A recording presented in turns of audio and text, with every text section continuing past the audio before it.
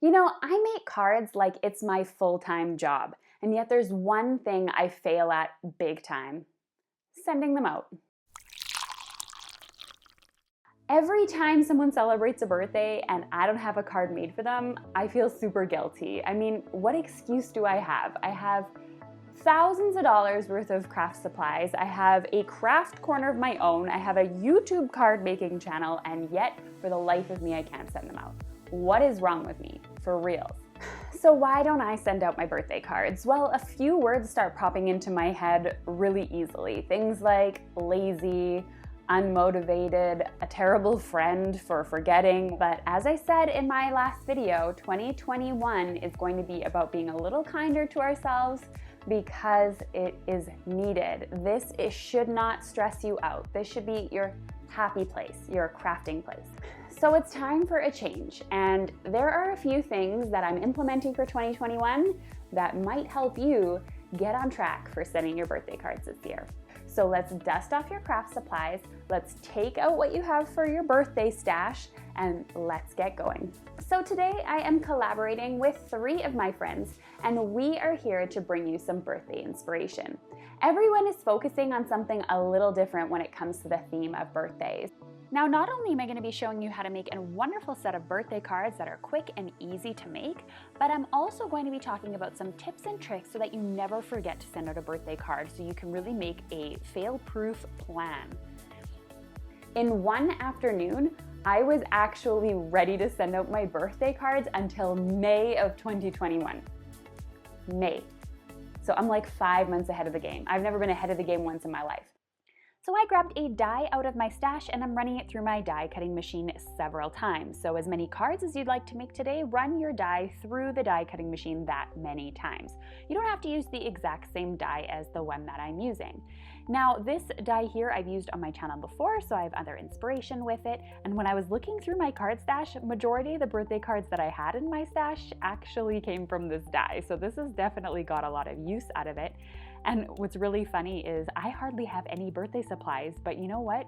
It doesn't really matter because, as you can see, I keep reaching for the same thing over and over. So I'm going ahead and I'm just going to glue the cover part of that die. So this is the piece that I cut the die cut out of, and I'm going to glue them down onto some card bases, and I'm going to do that for each one of the cards. Which brings me to one of my first tips on how to never forget a birthday. So the first thing I'm going to do is I'm actually going to program all my birthdays into my digital calendar. Or if you have a planner that you like to use or any sort of calendar that you might look at on a regular basis, I really would recommend putting them in. All right, so I have gone ahead and glued all of those bases down. I'm going to go start filling them in with the letters. Don't forget, as you're adding each one of the letters, that you want to go back in with the original color you used on the background and then place it inside each of the letters here so that the B in the center looks like it's just coming from the background. This is called an inlay die cutting technique, and it's really one of my favorite techniques because it's quick and easy, uses very minimal supplies, so all you need is a die cut for this and some cardstock. So while I'm placing the letters and gluing them down, let me go into tip number 2. Now, I started using a website years and years ago called Postable, and Postable has an address book in it where you can program all of the addresses you need to send out cards. What's also really cool about it, if you have their email address programmed alongside their address, you can actually send them a reminder to update their information if you've known someone's moved or you just aren't sure. I also love that Postable sends me a reminder 10 days beforehand to my inbox to let me know that someone's birthday is coming up so that I can get a card into the mail. And if I happen to find myself in a stage where my life is too busy, I'm not feeling very motivated, or maybe I just don't have the energy to do it, Postable will actually send you out a snail mail card for you. How cool is that? So I've been using Postable for years and years, and I've recommended it over on my Facebook page several times over the years. So I actually contacted Postable to let them know that I was recommending them in this video, and they actually agreed to sponsor the video. So that was really cool. Thanks so much, Postable, and you'll find the details below in the video description if you'd like to check them out. So I'm just finishing putting the letters here into this area, and I am finished with the card. I think it took me a total of about 5 minutes to die cut all these pieces, and about 3 to 4 minutes per card. And all of those pieces there are going to be used to create other cards that I cut out using the other cardstock.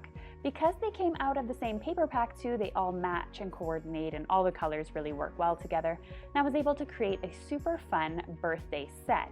You could do as many cards as you like, quick and easy. So I made a list of the people that I would normally send a birthday card to each year. I put them all under each month so I would know the order of the birthdays coming up in 2021.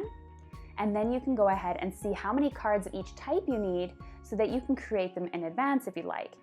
Now, of course, some of mine are going to be custom made too for those extra special people. But I think the cool part was for me was going through my card stash here and seeing all the birthday cards I had already made, and to be able to have those help me get ahead for 2021. So all of my procrastinating before paid off for 2021 for sending cards. Now finally, I stored them all in this container. I added a little post-it to each of the cards with the date I need to send them out on. Now when I take the card out, I actually have Siri or my phone remind me of the date I need to remember to send out the next one. So that way I always have an alarm to let me know to go back to the box in which I store my birthday cards, because I'm not going to just haphazardly walk by and check and make sure. So I like the fact that it's programmed in my phone and it'll remind me and I can leave it out of my head. So I hope you're ready with the tools that you need in order to make your 2021 birthday card sending a success. If you need some more birthday ideas, I really recommend you check out my friend Ardith. She makes absolutely stunning cards. She makes great step-by-step tutorials, and if you're looking for card making inspiration, she's definitely someone you want to put on your list. Bye for now.